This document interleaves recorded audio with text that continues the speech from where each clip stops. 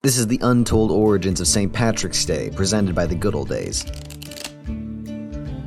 So how Irish is St. Patrick's Day anyway? It's an interesting question, and the answer might surprise you. In Ireland, it was traditionally celebrated as a solemn religious holiday right in the middle of Lent. The extravagant partying meant to take more of a back seat to the remembrance of Ireland's patron saint what drove the snakes out all those years ago.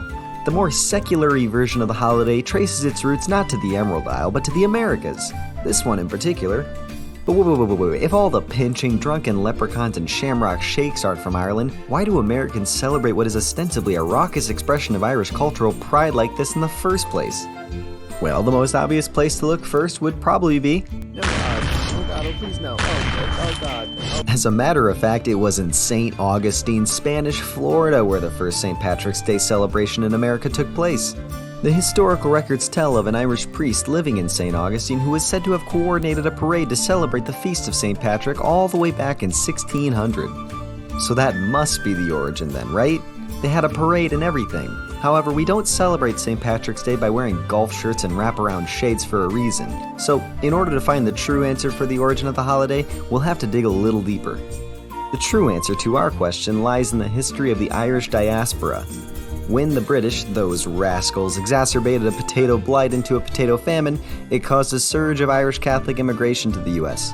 So with all the influx of immigrants came a renewed vigor to define what it meant to be Irish, especially in relation to the Anglo-American Protestant population that made up the majority of the U.S. So St. Patrick's Day, an otherwise benign holiday meant to celebrate the guy who brought Christianity to Ireland, evolved into a robust display of Irish pride. The traditional iconography for the day, the color green and the shamrock, became cultural symbols which Irish Americans could associate themselves with. However, with the gradual decline of Irish immigrants coming to the United States came a sort of Flanderization of the holiday. A sincere expression of cultural appreciation was appropriated into the American cultural sphere.